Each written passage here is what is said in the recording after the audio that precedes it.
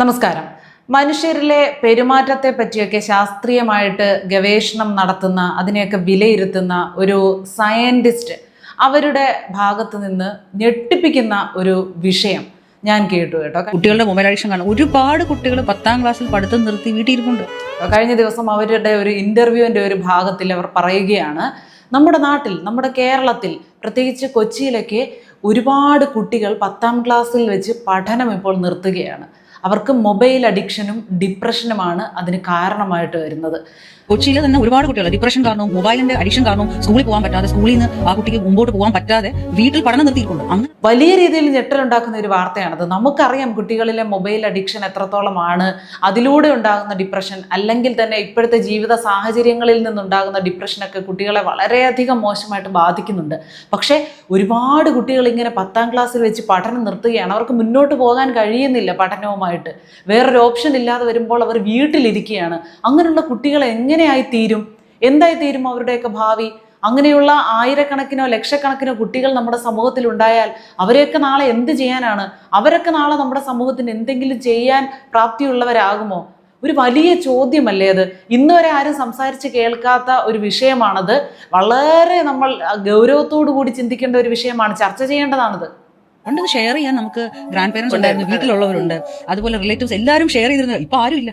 ചില കാര്യങ്ങളൊക്കെ സംസാരിക്കുമ്പോൾ നമ്മളങ്ങ് ഒരു പഴഞ്ചനായി പോകും. പഴഞ്ചനാകുന്നതാണ് നല്ലത് എന്ന് നമുക്ക് തോന്നിപ്പോകുന്ന ചില സമയങ്ങളുണ്ട്. കാരണം നമ്മുടെയൊക്കെ കുട്ടിക്കാലത്ത് അച്ഛനോ അമ്മയോ ആരെങ്കിലും ഒരാൾ എപ്പോഴും നമ്മളോടൊപ്പം ഉണ്ടായിരുന്നു എല്ലാ സമയത്തും, അല്ലേ? പക്ഷെ ഇപ്പോൾ രണ്ടുപേരും തിരക്കുള്ളവരാണ്. അവരെ കുറ്റം പറഞ്ഞിട്ട് കാര്യമില്ല. അച്ഛനും അമ്മയും ഒന്നിച്ച് ഒരു വീട്ടിൽ രണ്ടുപേരും കൂടി ഒരുപോലെ അധ്വാനിച്ചാലേ ഇന്നത്തെ ജീവിത ചെലവുകളെ, കുട്ടികളുടെ വിദ്യാഭ്യാസ ചെലവുകളെ, ജീവിത ലക്ഷ്യത്തെയൊക്കെ നന്നായിട്ട് ജീവിക്കാനൊക്കെ പറ്റുകയുള്ളൂ. അതിനെയൊക്കെ നേരിടാൻ പറ്റണമെങ്കിൽ രണ്ടുപേർക്കും ജോലി ഉണ്ടായിരിക്കണം. പക്ഷേ അത് നമ്മൾ പറയുമ്പോഴും സമ്മതിച്ചു കൊടുക്കുമ്പോഴും എന്തിനു വേണ്ടിയാണ് ഇതൊക്കെ ചെയ്യുന്നത്? കുട്ടികളുടെ ഭാവിക്ക് വേണ്ടി എന്നുള്ളതായിരിക്കും ഒരു അൾട്ടിമേറ്റ് മറുപടിയായിട്ട് 90%, 98% ആളുകളുടെ വായിൽ നിന്നും വരുന്നത്. അപ്പോൾ കുട്ടികളുടെ ജീവിതം ഇരുട്ടിലാണെങ്കിലോ, അല്ലെങ്കിൽ കുട്ടികളുടെ ജീവിതം ഇരുട്ടിലാക്കിക്കൊണ്ട് ഇങ്ങനെ ചെയ്യുന്നതിൽ എന്തെങ്കിലും പ്രയോജനമുണ്ടോ? താൻ ചത്ത് മീൻ പിടിച്ചിട്ട് കാര്യമുണ്ടോ എന്നൊരു ചൊല്ലില്ലേ? നമ്മുടെ ജീവിതം നഷ്ടപ്പെടുത്തിക്കൊണ്ട് നമ്മൾ വലിയ വലിയ നേട്ടങ്ങൾ ഉണ്ടാക്കിയിട്ട് അത് ആരനുഭവിക്കാനാണ്? അതിനെന്തെങ്കിലും അർത്ഥമുണ്ടോ? നമ്മൾ വലിയ മനഃശാസ്ത്രജ്ഞ അങ്ങനൊന്നും അല്ല സംസാരിക്കുന്നത്, അതൊന്നും അല്ല. പക്ഷെ എൻ്റെ ഒരു അഭിപ്രായത്തിൽ കുട്ടികളുടെ ഒരു പ്രായം വരെ അവരുടെ ഒപ്പം അച്ഛനോ അമ്മയോ ആരെങ്കിലും ഒരാൾ ഉണ്ടായിരിക്കണം. അത് ഇങ്ങനെ ചിന്തിക്കാമോ ഇക്കാലത്ത് എന്ന് ചോദിച്ചാൽ അതിനൊന്നും മറുപടി പറയാനില്ല. പക്ഷേ ബാല്യം എന്നും ബാല്യം തന്നെയാണ്, മനസ്സിലായില്ലേ? നമ്മൾ എത്രയൊക്കെ ജീവിതം മാറി, കാലഘട്ടം മാറി, ഇതിപ്പോൾ യുഗം എത്തിയെന്ന് പറഞ്ഞാലും കുട്ടികൾക്ക് ജീവിത സാഹചര്യങ്ങളൊക്കെ മെച്ചപ്പെടുത്തി കൊടുക്കാൻ നമ്മളെ കൊണ്ട് സാധിക്കും. എന്നാലും അവരുടെ ആ ബാല്യം എന്നുള്ള ഒരു സമയം, അല്ലേ, ശൈശവവും ബാല്യവും കൗമാരവും ഒക്കെ അതാത് സ്റ്റേജിലൂടെ തന്നെയാണ് കടന്നു പോകുന്നത്. അതാത് സമയത്ത് അവരിൽ ഉണ്ടാകുന്ന മാറ്റങ്ങൾ, അവർക്ക് വേണ്ട സാധനങ്ങൾ വേണ്ടത് തന്നെയാണ്. നമ്മൾ അവരുടെ കൂടെ ഉണ്ടാകേണ്ട സമയങ്ങളിൽ നമ്മൾ ഉണ്ടാകുക തന്നെ മാർഗമുള്ളൂ. നമ്മുടെ പ്രസൻസിന് പകരം മറ്റൊന്നും ഇട്ട് അതിനെ നമുക്ക് ബാലൻസ് ചെയ്യാൻ പറ്റില്ല. അങ്ങനെ ശ്രമിക്കരുതെന്നാണ് പറയാനുള്ളത്. ഒരുപാട് കുട്ടികൾ ഇപ്പോൾ ജീവൻ ഒടുക്കുന്നതിലേക്ക് പോകുന്നില്ലേ? ഒരുപാട് കുട്ടികൾ. എന്താണ് കാരണം? എങ്ങനെ അവർക്കത് തോന്നുന്നു? എങ്ങനെ അതിനെക്കുറിച്ച് അവർക്ക് അറിയാം? അതുപോലെ തന്നെ ഡിപ്രഷൻ. കുട്ടികൾ എങ്ങനെയാണ് ഈ ഓൺലൈൻ ഗെയിമിങ്ങിലേക്കും അല്ലെങ്കിൽ വേറെ എന്തെങ്കിലുമൊക്കെ അഡിക്ഷനിലേക്ക് തിരിയുന്നത്? എങ്ങനെയാണ്? അവർക്ക് വേറൊന്നും ചെയ്യാനില്ല എന്നൊരു തോന്നൽ, മറ്റാരും ഇല്ല എന്നൊരു തോന്നൽ, ഒരുപാട് സമയമുണ്ട്, അല്ലെങ്കിൽ അവരെ ശ്രദ്ധിക്കാൻ ആരുമില്ല, അവർക്ക് തുറന്നു പറയാൻ ആളുകളില്ല. അപ്പോൾ പല മൊബൈൽ ആപ്പുകളിലേക്കും, ഫ്രണ്ട് ആപ്പ് പോലെയുള്ള ആപ്പുകളിലേക്ക് അവർ പോകുന്നു, ലൈവുകളിലേക്ക് പോകുന്നു. കൊച്ചുകുട്ടികൾ, കൗമാരപ്രായക്കാരൊക്കെയാണ് ലേറ്റ് നൈറ്റ് ലൈവുകൾ, സ്ത്രീകളുടെ ലൈവുകൾ കാണാൻ പോകുന്നത്. എന്തുകൊണ്ട് ഇതൊക്കെ സംഭവിക്കുന്നു? കുട്ടികളുടെ മേലുള്ള മാതാപിതാക്കളുടെ ശ്രദ്ധ നന്നായിട്ട് കുറയുന്നുണ്ട്. ഇപ്പോൾ ഒരു ഫോണും കൊടുത്ത് അവരെ ഇരുത്തി കഴിഞ്ഞാൽ അവരെന്താ അതിൽ കാണുന്നതെന്ന് മാതാപിതാക്കൾ ശ്രദ്ധിക്കുന്നില്ല. എന്തെങ്കിലും ഗെയിം ആയിരിക്കും, അല്ലെങ്കിൽ കാർട്ടൂൺ കാണുകയായിരിക്കും, പാട്ട് കേൾക്കുകയായിരിക്കും എന്നൊക്കെ ഊഹിക്കുകയാണ്. അവരെന്താണ് കാണുന്നത്? അവരുടെ ലോകം മാറുന്നുണ്ടോ? നമ്മൾ പോലും അറിയാതെ നമ്മുടെ കുട്ടി മറ്റൊരു ലോകത്താണോ? ജീവിതം അവിടെ തകർന്നുകൊണ്ടിരിക്കുകയാണ്. ഇതൊന്നും അറിയുന്നില്ല. ഓട്ടത്തിലാണ് മനുഷ്യർ, പൈസ ഉണ്ടാക്കാനുള്ള നെട്ടോട്ടത്തിലാണ്. ഞാൻ ആദ്യം സൂചിപ്പിച്ചതുപോലെ പൈസ കുറെ ഉണ്ടെങ്കിലേ ജീവിക്കാൻ പറ്റുള്ളൂ ഇന്നത്തെ കാലത്ത്. അതൊക്കെ സമ്മതിച്ചു. പക്ഷെ അത് അർത്ഥമില്ലാതാകരുത്. നമ്മൾ പണം ഉണ്ടാക്കുന്നതിനൊപ്പം തന്നെ എന്തിനു വേണ്ടിയാണോ നമ്മൾ പണം ഉണ്ടാക്കുന്നത് ആ സാധനം അവിടെ നിലനിൽക്കുന്നുണ്ട് എന്നെങ്കിലും അറ്റ്ലീസ്റ്റ് നമ്മളൊന്ന് ഉറപ്പിക്കണം. തലമുറകളൊക്കെ മാറി. നമുക്കൊക്കെ നമ്മുടെ മാതാപിതാക്കൾ മാത്രമല്ല, കൂട്ടുകുടുംബമായിരുന്നു. നമ്മുടെ മാതാപിതാക്കളുടെ മാതാപിതാക്കളുണ്ടായിരുന്നു, അല്ലെങ്കിൽ ചിറ്റപ്പൻ, കുഞ്ഞമ്മ, അങ്ങനെ അപ്പൂപ്പൻ, അമ്മൂമ്മ, വല്യമ്മ, ഇഷ്ടംപോലെ ആളുകളൊക്കെ ഉണ്ടായിരുന്നു. ഒരാൾ അല്ലെങ്കിൽ മറ്റൊരാൾ എപ്പോഴും നമ്മളെ ശ്രദ്ധിക്കാൻ നമ്മുടെ വീട്ടിലുണ്ടായിരുന്നു, നമുക്ക് ആശ്രയിക്കാനുണ്ടായിരുന്നു. പക്ഷെ ഇപ്പോൾ അങ്ങനല്ല. കുട്ടികളെ പുറത്തു പോകുമ്പോൾ വീട്ടിൽ പൂട്ടിയിട്ടിട്ട് പോകുന്ന പേരൻസിനെ എനിക്കറിയാം. അണുകുടുംബമാണ്, അവർക്ക് ജോലി തിരക്കാണ്. പക്ഷെ ഇതൊന്നും ഒരു ന്യായീകരണമല്ല. കുട്ടികളോട് നമ്മൾ കാണിക്കുന്ന അങ്ങേയറ്റത്തെ തെറ്റാണ്. മാതാപിതാക്കൾക്കൊപ്പം ഭക്ഷണം കഴിച്ചു അവരുടെ കൂടെ ജീവിക്കുന്ന കുട്ടികൾ അനുഭവിക്കുന്ന പ്രയാസങ്ങളൊന്നും പുറത്തേക്ക് വരുന്നില്ല. ബാലാവകാശ കമ്മീഷനൊക്കെ മുൻകൈ എടുത്ത് എത്തരം പരാതികളാണ് മുന്നോട്ട് കൊണ്ടുവരുന്നത്? അല്ലെങ്കിൽ കോടതികളെ എങ്ങനെയുള്ള പരാതികളുമായിട്ടാണ് സമീപിക്കുന്നത്?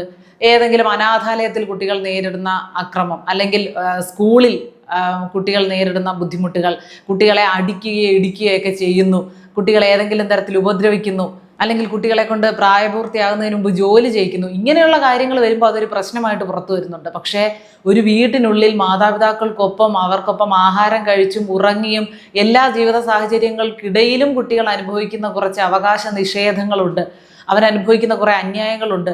അത് തിരിച്ചറിഞ്ഞ് പരിഹരിക്കേണ്ടത് അതാത് പേരൻസാണ്. ഇന്നിപ്പോൾ ആർക്കും സമയമില്ല എന്നാണ് പറയുന്നത്.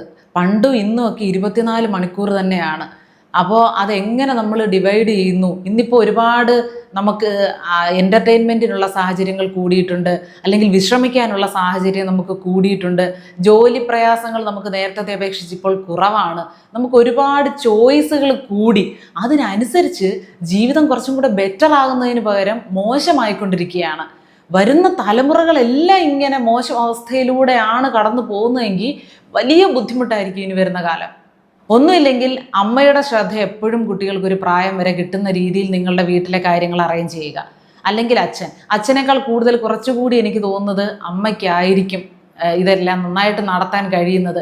അത് ഒരു സ്ത്രീകളെയും പുരുഷനെയും വേർതിരിവോടെ ഞാൻ സംസാരിക്കുകയല്ല. ഒരു ഹോർമോണുകളുടെയൊക്കെ കാര്യങ്ങൾ കൂടി ഉണ്ടല്ലോ, കുറച്ച് സയൻസ് ഉണ്ടല്ലോ, ഒരു സ്ത്രീയുടെയും പുരുഷൻ്റെയും ശരീരത്തിലെ സയൻസിൻ്റെ അടിസ്ഥാനമാക്കിയുള്ള കാര്യങ്ങളുണ്ടല്ലോ.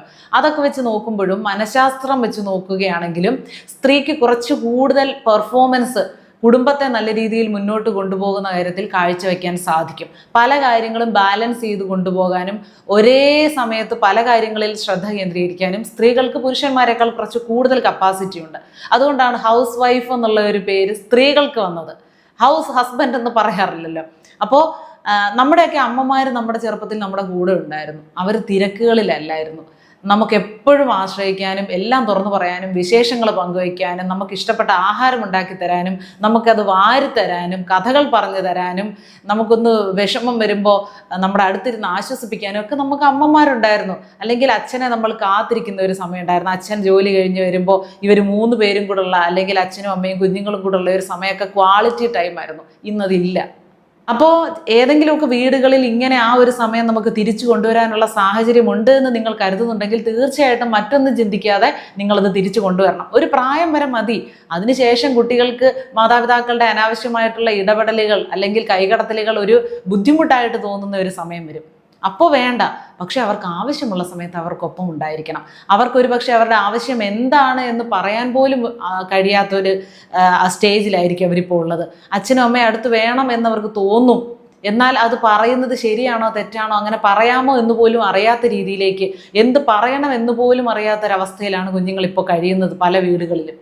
എത്രയോ വീടുകളിൽ കണ്ടിട്ടുണ്ടോ കുഞ്ഞുങ്ങൾ ഏത് സമയവും ഒന്നുമില്ല TV-യുടെ മുന്നിൽ, അല്ലെങ്കിൽ ഫോണ്, അച്ഛനും അമ്മയും അവരുടേതായിട്ടുള്ള തിരക്കുകളിൽ, ഒരർത്ഥമില്ലാത്ത ജീവിതം, കുത്തഴിഞ്ഞ ജീവിതം, അച്ചടക്കമില്ലാത്ത ജീവിതം, പരസ്പരം ഒരു ബന്ധമില്ലാത്ത, ഒരു വൈകാരികത ഒട്ടുമില്ലാത്ത, ഒരു രുചിയില്ലാത്ത വിഭവമായി ഇന്നത്തെ കുടുംബ ബന്ധങ്ങൾ മാറിക്കൊണ്ടിരിക്കുകയാണ്. അല്ലെങ്കിൽ ഒരു കുടുംബ ജീവിതം മാറിക്കൊണ്ടിരിക്കുകയാണ്. ഒരു ഫാമിലി എന്നുള്ളത് മാറിക്കൊണ്ടിരിക്കുക. അത് മാറണം. ഒരാൾ അല്പസമയം നമ്മുടെ അടുത്ത് നിന്ന് മാറി നിന്നാൽ നമുക്ക് വിഷമം തോന്നണം, എപ്പോൾ വരും എന്നൊരു ടെൻഷൻ തോന്നണം. ഇതങ്ങനൊന്നും ഇല്ല. ഇത് കുടുംബത്തിനുള്ളിൽ അങ്ങനെ ബന്ധങ്ങൾക്കൊരു മൂല്യം കൊടുത്തും ബന്ധങ്ങളെ ബഹുമാനിച്ചും ആശ്രയിച്ചുമൊക്കെ കഴിയുന്നവർക്കേ പുറത്തും ആ ഒരു ബന്ധത്തിനൊരു വില കൊടുക്കാനൊക്കെ പറ്റുകയുള്ളൂ. അല്ലാതെ വരുമ്പോഴാണ് വിവാഹത്തിന് ശേഷം, അല്ലെങ്കിൽ മറ്റൊരു പെൺകുട്ടിയെയോ ആൺകുട്ടിയോ വിവാഹം കഴിച്ചതിനൊക്കെ ശേഷം, ഒന്നിച്ച് ജീവിച്ചതിന് ശേഷം അവർക്കൊരു പരിഗണന കൊടുക്കാത്തതും അവർക്കൊരു മൂല്യം കൊടുക്കാത്തതും അവിടെ പ്രശ്നങ്ങൾ ഉണ്ടാകുന്നതുമൊക്കെ വീട്ടിൽ നിന്നുള്ള തുടർച്ചയാണെന്ന് കൂടി നമ്മൾ മനസ്സിലാക്കണം. നമ്മളെപ്പോഴും കുറ്റപ്പെടുത്തുന്നത് വേറൊരു വീട്ടിൽ നിന്ന് വന്ന ആൾ, ഇത് വേറൊരു വീട്ടിൽ നിന്ന്. ഓരോരുത്തരും വീടുകളിൽ നിന്നാണ് വരുന്നത്, ആരും തെരുവിൽ നിന്ന് വരുന്നവരല്ല. അപ്പോൾ ഓരോ വീടുകളിലെയും സംസ്കാരം രൂപപ്പെടുത്തേണ്ടത് എത്ര അത്യാവശ്യമാണ്. മറ്റൊരാളുടെ ജീവിതത്തിൽ അത് എത്ര അത്യാവശ്യമാണ് എന്നുകൂടി നമ്മൾ ഇതിലൂടെ തിരിച്ചറിയണം. കുടുംബത്തിലുള്ളവർ എത്ര പേരെ ഉണ്ടോ അത്രയും പേര് മുഖത്ത് നോക്കി കണ്ണിൽ നോക്കി സംസാരിക്കാനുള്ള സമയങ്ങൾ നിങ്ങൾ കണ്ടെത്തണം. വളരെ അത്യാവശ്യമാണ്. നിസാരമെന്ന് തോന്നുമെങ്കിലും നിങ്ങൾ എന്തൊക്കെയോ വെട്ടിപ്പിടിക്കാൻ പോകുന്നതിനിടയിൽ കാൽച്ചുവട്ടിലെ മണ്ണാണ് ഒലിച്ചു പോയിക്കൊണ്ടിരിക്കുന്നത്. അവസാനം നിങ്ങൾ വെട്ടിപ്പിടിച്ച് തിരിച്ചു വരുമ്പോഴേക്കും ജീവിക്കാൻ ഒരു ജീവിതമില്ലാത്ത അവസ്ഥയാകും. നിങ്ങളുടെ കുഞ്ഞുങ്ങളുടെ ഭാവി ഇരുട്ടിലാക്കരുത്. വളരെ ഗൗരവമുള്ളതായിട്ട് ഈ വിഷയത്തെ എടുക്കണം. നിങ്ങളുടെ വീട്ടിലിരുന്ന് നിങ്ങളുടെ ഭാര്യയും ഭർത്താവും ഒക്കെ ആയിട്ടിരുന്ന് സംസാരിക്കണം. ഒരു തീരുമാനത്തിലെത്തണം. കുഞ്ഞുങ്ങൾ എന്തെങ്കിലും ബുദ്ധിമുട്ടുകൾ അനുഭവിക്കുന്നുണ്ടോ എന്ന് അവരോട് നേരിട്ട് സംസാരിക്കണം. അവർക്ക് എന്താണ് വിഷമമെന്ന് ചോദിക്കണം. എത്രയോ വിദ്യാഭ്യാസ യോഗ്യതയുമായിട്ടാണ് നമ്മളൊക്കെ ഓരോരുത്തരും വീട്ടിലിരിക്കുന്നതും അല്ലെങ്കിൽ വെറുതെ റോഡിൽ നടക്കുന്നതും ഒരു തൊഴിലില്ലാതെ കഷ്ടപ്പെടുന്നതും തൊഴിലില്ലായ്മയിലൂടെ ഡിപ്രഷൻ അനുഭവിക്കുന്നതും ജീവൻ പോലും വേണ്ട എന്ന് വെക്കുന്ന അവസ്ഥയിലൊക്കെ എത്തുന്നതും. അപ്പോൾ ഒരു 10ാം ക്ലാസ് ഒക്കെ കഴിഞ്ഞതിന് ശേഷം പഠിക്കാതിരിക്കുന്ന അടുത്ത തലമുറയിൽപ്പെട്ട കുട്ടികളുടെ അവസ്ഥ എന്താവും? ഈ ഒരു വിഷയം എൻ്റെ ശ്രദ്ധയിൽപ്പെട്ട നിമിഷത്തിന് നന്ദി പറയുന്നു. നിങ്ങളിലേക്ക് എനിക്കത് എത്തിക്കാൻ സാധിച്ചു. വേണ്ട വിധം ചിന്തിക്കുക, പ്രവർത്തിക്കുക.